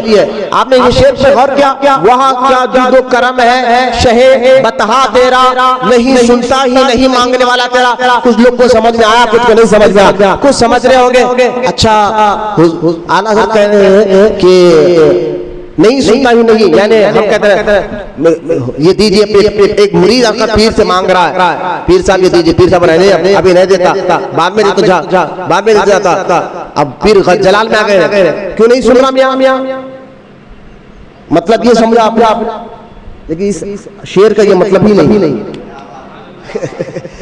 अक्सर ये उर्दू जुबान में ही है ना, अगर समय नहीं सुनता है, अरे क्या सिगरेट रख दे, सुन रहा ही नहीं, बोले के सुन रहा नहीं, मांग रहे टरा, ये है ना। लेकिन ये शेर का मतलब ये नहीं है। मतलब क्या है, हुजूर की आदत पाक यही थी, कोई भी कभी भी किसी वक्त भी कुछ भी मांगने आए, सरकार नहीं है कि नहीं कहते थे। सहाबा कहते कभी हमने हुजूर की जुबान से ला मैं नहीं करूंगा, मेरे पास ये चीज नहीं है, मैं नहीं दूंगा, ये सुना ही नहीं। सहाबा क्या कहते हैं, मैंने ये हमने हुजूर से ला यानी नहीं सुना ही नहीं। अब ये शेर का मतलब ये है, वाह क्या जूदो करम है शहे बतहा तेरा, नहीं सुनता ही नहीं मांगने वाला तेरा। यानी कभी आपसे मांगने वालों को ला का लफ्ज सुना ही नहीं है, तो सोचे वो ऐसे जूदो करम करवाने वाले आका, लेकिन अमीर हमजा का वसीला आ जाए। बोलो ना सुभान अल्लाह। अमीर हमजा की बात कभी सरकार अलैहिस्सलाम टाला नहीं करते थे, जो भी अमीर हमजा का वास्ता लेकर आता फौरन खुद सरकार के आते बात क्या है, नहीं सुनता ही नहीं मांगने वाला तेरा। अब अमीर हमजा कहते हैं या रसूल अल्लाह, मैं जिब्रील को देखना चाहता हूँ अलैहिस्सलाम। सरकार ने फरमाया चाचा आप उसकी हकीकत को देख नहीं सकते, वो नूर वो कैफियत को आप बर्दाश्त नहीं कर सकते। लेकिन चाचा ने जिद की, सरकार ने इनकार नहीं किया, सरकार ने इनकार नहीं किया, फरमाया आप यहाँ बैठ जाइए नीचे आग बंद कर, जब मैं बोलूं तो आग खोलना। हजरत हुजूर के कहने पर अमीर हमजा नीचे बैठ गए आग बंद कर, कहा चाचा आग खोलो। हजरत अमीर हमजा ने आग खोला, अभी जिब्रील अलैहिस्सलाम के पैरों पर नजर गई, बेहोश होकर गिर पैरों पर, अभी टखों के ऊपर तक नजर गई, पूरा देखा नहीं, बेहोश होकर गिर गए। बाद में आपको होश आया। तो मेरे ये हदीस से बताना चाहता हूँ कि अमीर हमजा की बात सरकार टाला ही नहीं करते ज़ाहिरी जिंदगी में, और आप ये जुमला कर ज़ाहिरी जिंदगी में और अब भी देखे अमीर हमजा की बात हुआ। सबसे पहले सराया का भी जो आपको इनाम मिला है, यानी सराया यानी जंग का जब अल्लाह ने हुक्म फरमाया, और सराया उसको कहते हैं, ग़ज़वा और सराया में एक चीज का फर्क है। सराया उसको कहते हैं कि हुजूर गए नहीं बल्कि अपने गुलामों को भेजा, उसको सराया कहते हैं। और जिस जंग में हुजूर खुद जाए उसको ग़ज़वा कहते हैं। तो सबसे पहले सराया भी अमीर हमजा ने किया। जब अमीर हमजा सरकार मक्का शरीफ से मदीना मुनव्वर चले गए, सारे सहाबा चले गए और अबू जहल जो है मुल्क शाम से मदीना होते हुए माल लेकर जा रहा है, 200 आदमियों के साथ जा रहा है। अमीर हमजा रज़ी अल्लाह ताला अन्हु से कहते हैं हम मक्का छोड़कर मदीना में आ गए, तब भी ये दुश्मन हमारा पीछा नहीं छोड़ रहे, कभी हमारे आदमियों को मारते हैं, कभी मदीने करीब आकर हमारे खेतों को बर्बाद कर देते हैं। अब ये अबू जहल आ रहा है, आप मुझे इजाजत दे, सरकार से अमीर हमजा आप मुझे इजाजत दीजिए कि मैं इसको रोक कर अपने हक मनवाऊंगा, कहूंगा जब हम छोड़ दिए मक्का अब भी हमें क्यों तंग किया जा रहा है। बात भी तो दुरुस्त थी ना, बात भी तो समझने के लायक थी। अमीर हमजा रज़ी अल्लाह ताला हुजूर ने इजाजत अता फरमाई, चाचा जाइए, लेकिन सरकार ने फरमाया चाचा आपके साथ कितने आदमी चाहिए। अमीर हमजा ने कहा या रसूल अल्लाह अकेला जाऊंगा, जबकि अबू जहल के उस वक्त 200 आदमी है, 200 आदमी है अबू जहल के साथ, और हमजा कह रहे मैं अकेला जाऊंगा।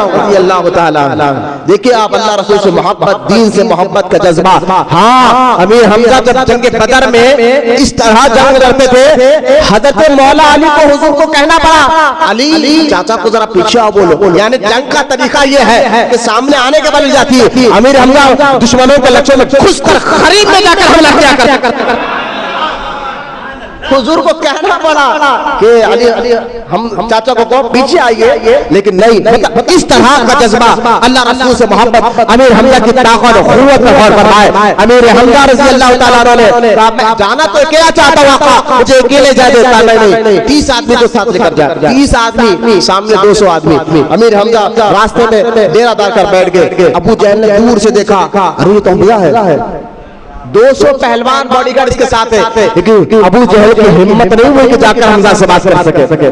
कहां 30 आदमी, कहां 200 आदमी। अमीर हमजा की ताकत पर अबू जहल को पूरा यकीन था कि हम इनसे मुकाबला नहीं कर सकते। आखिरकार बीच में एक आदमी आया और बात तय शुदा हुई कि हम आपको तंग नहीं करेंगे। उसके बाद हमजा ने जाने की इजाजत दी। जब बात तय हुई कि हम आप पर हमला नहीं करेंगे, आपके नाम पर नहीं आएंगे, आपको अब मुसलमानों को तकलीफ है, उस वक्त जाने दिया। फिर जंग बदर का वाक़या देखे, बदर में सबसे आगे सबसे पहले अल्लाह के दुश्मन को कत्ल करने में ये भी शर्फ अमीर हमजा को अल्लाह ने अता फरमाया। सबसे पहले अल्लाह के लिए अल्लाह के दुश्मन को कत्ल करने वाले का नाम अमीर हमजा है रज़ी अल्लाह ताला अन्हु। मैंने आपको बताया ना जंग में आप दोनों हाथ से तलवार से और शतर मुंह का पर जो है पेशानी में लगा करते थे, और फिर आप जो है अमीर हमजा रज़ी अल्लाह ताला अन्हु आप फिर जो है ये जंग बदर में तो अल्लाह ने मुसलमानों को कामयाबी दी। फिर उसके बाद जो है दुश्मनों ने मुशरिकीन ने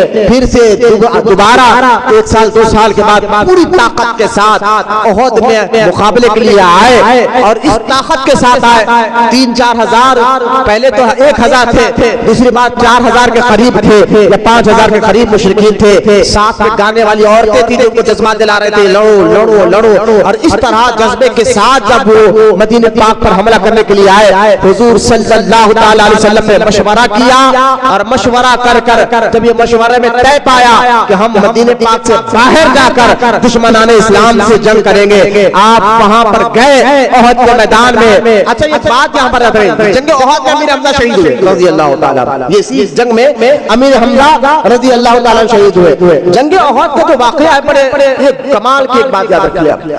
जंग उहद में सरकार ने मशवरा लिया, और उसमें क्योंकि मदीने पाक में मुनाफिकीन थे, अब्दुल्लाह बिन उबय मुनाफिकों का सरदार, मुनाफिक समझते ना, जुबान से कलमा पढ़ते अंदर से ईमान नहीं रहता। अकीदे का मुनाफिक अलग है, अमल का मुनाफिक अलग है। मुनाफिक की भी 2 कैटेगरी होती है, 2 किस्म होती है। एक मुनाफिक इत्तेकादी, जिसका अकीदा खराब, इसको आज के दौर में वहाबी कहते हैं, जो कलमा तो पढ़ते नमाज तो पढ़ते लेकिन अकीदा उनका सही नहीं रहता अल्लाह पर रसूल पर। और एक होता है मुनाफिक अमली, यानी है तो अकीदा सही, अल्लाह रसूल पर ईमान मिला है, लेकिन मुनाफिक अमल उनका मुनाफिकों तरह होता है, यानी सामने एक पीछे। ये आदत मुनाफिकों की थी, सामने हिजी करना, पीछे गाली देना, सामने हाँ करना, पीछे उनसे दुश्मनी करना, ये मुनाफिकों वाला अमल है, इससे भी दोज़ख में जाने वाला है। हमारा हम मुसलमान है, जो सामने हो तो पीछे भी ऐसा रहो, सामने सच बोलो तो पीछे भी सच बोलो, ये मोमिन की पहचान है, ये मोमिन की शान है। सामने एक पीछे एक, ये मुनाफिकों की आदत है। सामने चेहरा कुछ पीछे चेहरा कुछ, ये मुनाफिकों की पहचान है। सामने दोस्त बनकर आना, पीछे से दुश्मनी करना, ये मुनाफिकों की पहचान है। अल्लाह हमें मुनाफिक अमली से भी अल्लाह हमारी हिफाजत फरमाए। मकसद हमारा अल्लाह की रजा है, मकसद हमारा खानका चलाने का अल्लाह को राजी करना है, लोगों को तायत रसूल की तरफ बुलाना है, उनके ईमान और अकीदे को मजबूत करना। लिहाजा हजरत अमीर हमजा की शहादत का जो वाकया हुआ वक्त के बाद, उससे पहले ये बात याद रखिए, हुजूर सल्लल्लाहु तआला अलैहि वसल्लम के साथ 1000 लोग थे, दुश्मन 5000 के करीब थे। 1000 लोग मदीने पाक से बाहर निकल के जा रहे हैं। सरकार ने देखा कि कुछ यहूदी हुजूर के पास आ रहे। सरकार ने सहाबा से पूछा, ये यहूदी क्यों आ रहे? कहा हुजूर ये भी हमारा साथ देना चाहते हैं। सरकार ने फरमाया, यहूदी और मुशरिक ये दोनों एक है, हमें इनका साथ नहीं चाहिए। अब मुनाफिकीन जो अब्दुल्ला बिन उबै, उसने कहा मैंने तो यहूदियों से बात कर लाया था। मुनाफिकों की हरकतें देखे, मैंने तो बात कर लाया था कि साथ देंगे, ये मोहम्मद रसूलुल्लाह मेरी बात नहीं सुन रहे हैं, लिहाजा जब यहूदी नहीं जाएंगे तो मैं भी नहीं जाऊंगा। उसके 300 आदमी मुनाफिकीन अब्दुल्ला बिन उबै ने अपने 300 आदमी को अलग कर लिया। देखिए एक जंग में तादाद कम थे 1000, शाम में 4000 आदमी, उसमें से भी 300 चले गए तो बचे कितने? 700। और भी जंग के करीब आकर अपने लोगों को हटाना, कितनी बड़ी मुनाफिक। यानी मैदान के करीब आकर, घर में नहीं तो मैं नहीं जाऊंगा, ऐसा नहीं, मैदान तक आकर पलट के जाना। यानी कितना बड़ा मुनाफिकत है और किस तरह की सोची सजी साजिश थी इस्लाम को डुबाने की। लेकिन इस्लाम क़यामत तक रहता रहेगा इंशाअल्लाह। आज भी नापाक कोशिशें की जा रही है, आज भी कुछ मुनाफिकीन घर में इस्लाम में घुसकर बदनाम करने की कोशिश की जा रही है। याद रखें, ये दीन अपने शबाब पर था, क्योंकि अल्लाह ने दीन को एक लचक अता फरमाएगी, जितना दबाओगे उतना उछलेगा। ये हर दौर में ऐसे हुआ है। हुजूर के दौरे मुबारक में भी ये मामला चला। अमीर हमजा रज़ियल्लाहु अन्हु की शहादत कैसे हुई? खैर 700 सहाबा फिर जंग अहद में गए और उस जंग अहद में जो है खराकी की लड़ाई जंग हुई शुरू हुई। शुरुआत में अहले ईमान को तो कामयाबी नजर आ रही थी, लेकिन अचानक हुआ क्या कि हुजूर ने कुछ बात पर सहाबा समझे नहीं, खताए इज्तिहादी कुछ सहाबा से हो गई और उसकी वजह से जंग का पल्ला भारी हुआ, जिसमें एक अफवाह, झूठी अफवाह फैल गई जगह अहद के मैदान में कि माज़अल्लाह के हमने मोहम्मद रसूलुल्लाह को शहीद कर दिया। ये झूठी अफवाह फैली, कुछ सहाबा नाराज हो गए, तो हुजूर ही नहीं रहे, तुम लड़कर क्या करें। अल-गरज़ ऐसी ये जंग खतरनाक जंग, इस जंग की अगर डिटेल मैं करूं तो बहुत ज्यादा लंबी है, डिटेल में नहीं जाता। अब मैं बताना चाहता हूं, इस जंग अहद में भी अमीर हमजा सबसे आगे नजर आ रहे थे रज़ी अल्लाह ताला अन्हु, इतना आगे नजर आ रहे थे कि आपने 70 या 17 काफिरों को तन्हा मारा। अमीर हमजा रज़ी अल्लाह ताला तन्हा जहां पर 17 लोगों को लड़ाया। और जो है वहशी, बाद में ईमान लाए हज़रत वहशी, क्योंकि हिंदा के गुलाम थे, हिंदा के गुलाम वहशी ने, हिंदा ने कहा था तूने अमीर हमजा, क्योंकि अमीर हमजा ने जंगे बदर में मेरे खानदान के लोगों को मारा है, तू अगर तू हमजा को मारेगा तो तुझे आजाद कर दिया जाएगा। वहशी ने जंग अहद में तक में था किस तरह हमजा को मारा जाए, कैसा उनके सामने शेर के सामने कौन जाए, वो भी ऐसा शेर तो सामने आने वाले को फाड़ कर। तो लिहाजा वहशी जब जंगे अहद में इनके मामलात को देखा, इन पर ही नजर रखा हुआ था कि इधर से भी ज्यादा नजर इन पर रखता और किसी तरह भी इन पर हमला करने की ताक में था। अब कई लोगों को आपने कत्ल करने के बाद वहशी की तरफ आए, वहशी पहाड़ के पीछे छुपा था, आप उसकी तरफ जा रहे थे, आपने उसको देखा नहीं, उसने एक नेजा ऐसा फेंक कर मारा जो आपने सीने में चुपकर आर पार हो गया। अमीर हमजा रज़ी अल्लाह ताला अन्हु को सीने में चुप कर आर पार हो गया और आप इस जख्म से ताप ना लाकर जमीन पर तशरीफ लेकर गए और आपकी शहादत 15 शव्वाल को अहद के मैदान में आपकी शहादत हुई और जंग खत्म हुई। अल्लाह ने फिर ईमान वालों को कामयाबी अता फरमाई। सरकार अलैहिस्सलातु वस्सलाम ने मौला अली से फरमाया कि अली जाओ मेरे चाचा को ढूंढो, देखो कहां पर है। तो हज़रत अली ने जब ढूंढते रोते आपके जिस्म शरीफ के करीब आए। आप मौला अली कहते मुझे देखकर हिम्मत नहीं हुई कि हुजूर को कहो कि यहाँ हम हजरत अमीर हमजा की जिस्म शरीफ छड़ा हुआ है, क्योंकि दुश्मनों ने आपके होठ काट लिए थे, नाक काट दिया था, कान को काटा था। हिंदा ने अपना सीना चीरकर कलेजे को निकालकर खाना चाहती थी, कलेजा निकाला सीना चीरकर और उसको खाना चाहती थी, लेकिन चबा कर थूक दिया, खा ना सकी। आप सोचिए अल्लाह की राह में किस तरह की आपको शहादत कैसे हुई। सीने को चीरा गया, कलेजा निकाला गया, चाबा गया, नाक और कान काट कर उसके हार बनाकर हिंदा ने गले में पहना है। लिहाजा इस तरह के जिस्म शरीफ को देखा तो आप हिम्मत नहीं मौला अली को हुजूर को जाकर कहो, लेकिन हुजूर भी करीब आ गए और जब अपने चाचा की हालत को देखा हुजूर इतना रोए, इतना आपको तकलीफ पहुंची दिल को कि आंखों से आंसू रुक ना पाए। आप मेरे आका रहमत सल्लल्लाहु ताला अलैहि वसल्लम ने हुजूर को अमीर हमजा को देखकर इतना रोए और वहां ठहरकर हुजूर ने एक शेर पढ़ा था। अमीर हमजा के जिस्म शरीफ को देखकर वो एक शेर पढ़ा था। क्या शेर पढ़ा था? अब देखिए सर हुजूर का ये शेर है सल्लल्लाहु ताला अलैहि वसल्लम, अल्लाह के रसूल ये शेर पढ़े और अमीर हमजा को देखिए फरमाते या हमजा तू, सरकार फरमा रहे या हमजा तू या अम्मा रसूलुल्लाह, ए हमजा ए रसूलुल्लाह के चाचा, व असदल्लाह व असद रसूली, ए हमजा जो अल्लाह का भी शेर है रसूल का भी शेर है। या हमजा तू या फाइल खैरात, या हमजा तू या फाइल खैरात, या ए हमजा जो दुश्मनों पर आगे जाकर हमला करने वाला, दुश्मनों पर आगे जाकर हमला करने वाला। फिर आगे हुजूर फरमाते या हमजा तो या काशिफुल कुर्बात, या हमजा तो या काशिफुल कुर्बात, दुश्मनों को दूर करने वाला ए मेरे चाचा। या हमजा तो या ज़ाबन, ए हमजा जिसकी वजह से अल्लाह मुश्किलों को आसान फरमाता है, बलाओं को दूर फरमाता है। ये कहना कि मुश्किल अल्लाह हटाता है। हुजूर शेर पढ़े अपने चाचा के लिए, तेरी वजह से तो अल्लाह मुश्किलों को दूर करता, बलाओं को दूर करता है। फिर फरमाया अन वजही या हमजा तो या ज़ाबन अन वजही रसूलुल्लाह, ए हमजा जो अपने चाचा अपने रसूल के चेहरे, ये मेरे चाचा अपने रसूल के चेहरों को दुश्मनों से दूर करने वाला। सरकार अलैहिस्सलाम ने अमीर हमजा के जिस्म शरीफ को देखकर कहा और इसी हालत में क्योंकि 70 के करीब सहाबा शहीद हुए थे, आपको मिलाकर अमीर हमजा को बगैर गुस्ल दिए हुए इसी हालत में आप तदफीन करने का हुक्म दिया। और सबसे पहले अमीर हमजा के जिस्म शरीफ को रखा, फिर 10-10 जनाजे करते गए और नमाज जनाजा हुजूर ने सबके पढ़ाई 10-10 सहाबा की। इस तरह अमीर हमजा के जनाजे को सामने से हुजूर हटाया नहीं। 10-10 सहाबे के जनाजे आते, अमीर हमजा का जनाजा सामने रहता, नमाज जनाजा होती 10 जनाजे हट जाते, लेकिन आपको जनाजा नहीं हटता। इस तरह 70 सहाबा की नमाज पढ़ाने तक आपका जनाजा सामने रहा।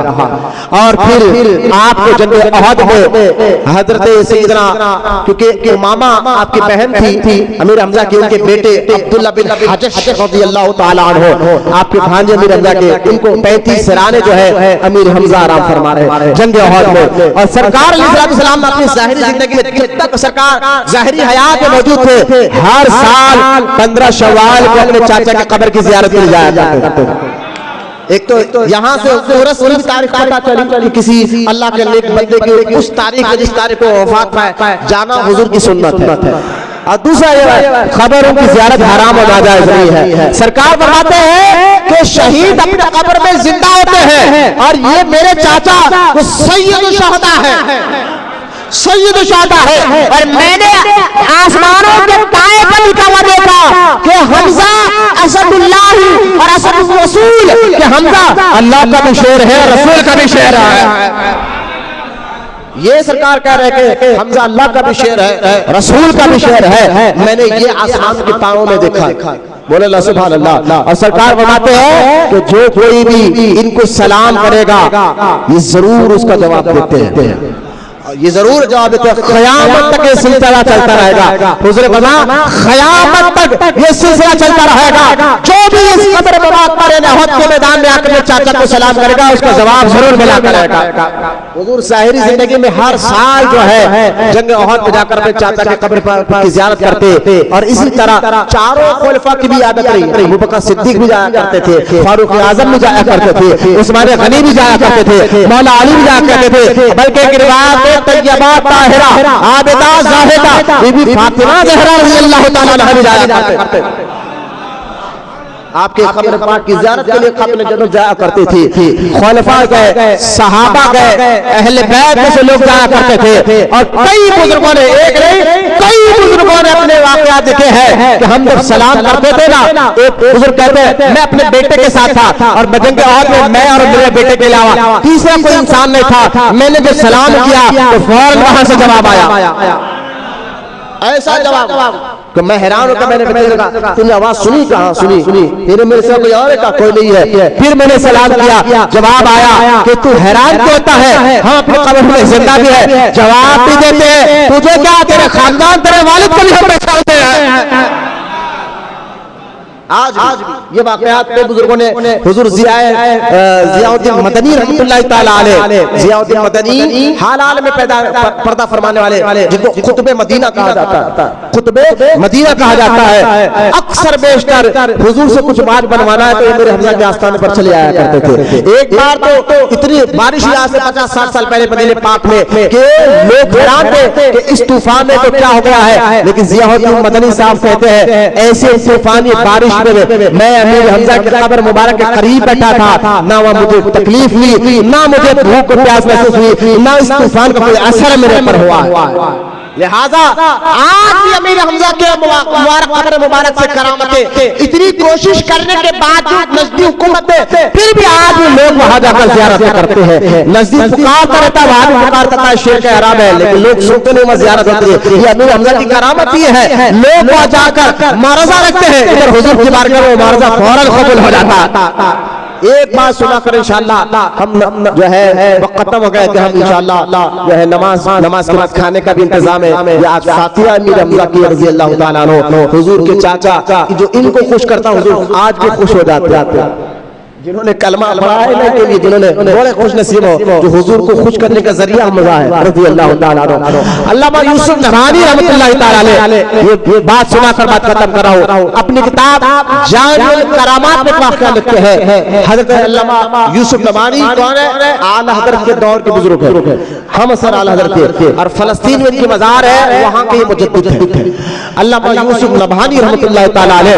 उन्होंने अपनी किताब जामिउल करामात औलिया में वाक़या लिखा। फरमाते कि मिस्र से एक अल्लाह के नेक बंदे हज करने के लिए अपने मां के साथ आए, और हज करने तक जब हज किया वहां से मदीना पाक पहुंचे, उनकी ऊंट की सवारी का इंतकाल हो, जिस ऊंट पर आए थे वो कमजोर पड़ गए, मर गए, उसका इंतकाल होगा। ऊंट मर गई, खाने के पैसे खत्म हो गए, जब खाने के लिए पैसे खत्म हो गए, ऊंट का भी इंतकाल हो गया, हम परेशान हो गए, करे तो करे क्या? तो हजरत यूसुफ नबहानी कहते हैं यही बुजुर्ग जो है जब ये हदीस सुने बुजुर्गों से कि जो हुजूर के रोजे अमीर हमजा के रोजे पर आकर मारजा रखता है फौरन उसकी दुआ कबूल हो जाती है। ये गए अमीर हमजा के आस्थान पर, कहने लगे मेरे साथ साथ मेरी माँ है, सरकार के चाचा कुछ करिए, आपकी बात हुजूर नहीं टालते हैं, मेरे जाने का जरिया बना दिए। गिड़गिड़ा कर दुआ करते रहे और फिर वापस ओहद के मैदान से मदीने पाक में आए तो माँ कहती है, बड़ी ज़ईफ थी आपकी माँ कहती है कि एक बुजुर्ग तुझे ढूंढते हुए आए थे, एक बुजुर्ग मुझे ढूंढते हुए आए थे, कहा कि आपका बेटा कहाँ है? मैंने कहा वो तो ओहद के मैदान गया। आया तो कहना फला जगह हम बैठे उससे मिलने, हमसे आकर मिल ले। मैंने जब जाकर देखा तो बड़े नूरानी चेहरे वाले बुजुर्ग, सफेद दाढ़ी है, बड़े नूरानी चेहरे वाले वो बैठे हुए तशरीफ फरमा है, और तशरीफ फरमा है, कह रहे हैं कि आओ तुम्हारा भी इंतजार कर रहा था। हाथ पकड़ा, वो बुजुर्ग कहते हैं मैं पहचानता नहीं था, लेकिन बात में इनके रुआबदार चेहरे में वसर था, ना मैंने इनका नाम पूछा, कौन है मुझे कुछ नहीं पूछा, बस उनके साथ चला गया। वो मुझे मिस्री जहाँ मदीने पाक में खेमा डाल कर वहां गए, और मिस्री के बड़े लोग को बुलाया, जो कबीला था, जो लोग आए हुए थे, उनका जो बड़ा सरदार था उसको बुला, कहा आओ खरीफ। खरीफ दौड़ता हुआ सलाम किया, कहा ये जो है ना ये भी मिस्र का है, इसे तो अपने कबीले के साथ लेकर जाओ, कबीले के साथ मिस्र लेकर जाओ, इसके साथ इसकी माँ भी है, ना इनसे कुछ किराया पूछना ना खाना पीना। कहा हुजूर ठीक है, ना मैं इनसे किराया पूछूंगा ना खाना पीने का पूछूंगा। ये खुश हो गए, कहते कि मैं अपनी माँ को लाने के लिए वहां से चला गया। माँ को लेकर जब वापस खेमे में आया और कहा वो बुजुर्ग कहाँ है, तो मिस्र के अमीर ने कहा वो तो तुम्हें मिला के चले गए। कहा चले गए, जब पूरा शहर बदिए पाक पूरा रोजे पाक के पास ढूंढा वो बुजुर्ग नजर नहीं आया। जब वापस आकर वही बुजुर्ग कहते हैं आप पहचानते थे मिस्र के जो अमीर थे ना, उनको कहा आप पहचानते थे उनको? कहा मैं तो पहचानता नहीं। जब पहचानते नहीं तो इतना अदब कहां से? उनका चेहरा ही ऐसा था, जो वो कह रहे थे दिल मान ले की बात, बस मान ले इनकी बात। तो मैं जो बात वो कहते रहे मैं उनकी हर बात मानता रहा, ठीक है बोलता रहा। बस वो कौन थे क्या थे मैं नहीं जानता, लेकिन जो है जो भी थे मैंने कहा कि आपकी खिदमत करो, बड़े हकीकत के साथ मैं आपकी खिदमत करूंगा और आपको आपके घर तक पहुंचाऊंगा। लिहाजा वो बुजुर्ग कहते हैं उस वक्त खुतबे मदीना अल्लामा ज़ियाउद्दीन मदनी बाहया थे, मैं दौड़ के पास गया, हुजूर मैंने दुआ की ऐसा सा वाकया हुआ है, बताइए कौन थे क्या थे? हजरत खुतबे मदीना ने फरमाया कोई और नहीं, खबरे मुबारक से अमीर हमजा तेरी मदद के लिए आए हुए थे। खबरे मुबारक से अमीर हमजा तेरी मदद के लिए आए हुए थे। लिहाजा ऐसे वाक़यात आज भी हमने खुद भी महसूस किए। ओहद के मैदान में मैं जब भी गया 2 मरतबा हाजिरी देता हूं, दुआ कर आओ तो असर फौरन कबूल हो जाते थे। लिहाजा आज उनका यौम हम मनाए हैं। आज हमारा मकसद ही था कि इनके वाक़यात से हमारा हुजूर के खानदान का मुकाम व मर्तबा, सहाबा का मुकाम व मर्तबा, दीन के खातिर, इस्लाम के खातिर, अल्लाह रसूल से मोहब्बत कैसी है, ये सारी बातें इनकी एक जिंदगी मुबारक से समझ में आई है। अल्लाह की बारगाह में दुआ है अल्लाह हम तमाम को कहने सुनने से ज्यादा अमल की तौफीक अता फरमाए। अल्लाह ताला सहाबा और अहले बैत की सच्ची मोहब्बत हमें अता फरमाए। अल्लाह ताला हमें सच्चा आशिक रसूल बनाए, क़यामत तक हमारी नस्लों में अल्लाह ताला आशिक रसूलों को पैदा फरमाए। हमने जो कलमा तैयबा पढ़ने का ऐलान किया था 3,53,300 मरतबा कलमा तैयबा पढ़ा गया है। जो जिन लोगों ने, बूढ़े बच्चे नौजवान जिन लोगों ने पढ़ा है सबके पढ़ने का सवाब अल्लाह ताला हुजूर अकरम सल्लल्लाहु ताला अलैहि वसल्लम के वास्ते वसीले से अमीर हमजा रज़ी अल्लाह ताला की बारगाह में तौफतन अक़ीदतन मोहब्बतन पेश करके अल्लाह कबूल फरमा। 2 लाख मरतबा दुरूद शरीफ भी पढ़ा गया। अल्लाह सबके पढ़ने को कबूल फरमाए। इसी तरह मोहब्बत और अक़ीदत के साथ जब भी ऐलान होगा पढ़ा करे। हम यौम सहाबा यौम अहले बैत बनाते हैं, उनकी बारगाह में जिक्र के जरिए तोहफा भेजना ये भी बड़ी सादत की बात होती है, ये भी बड़ी नसीब की बात होती है।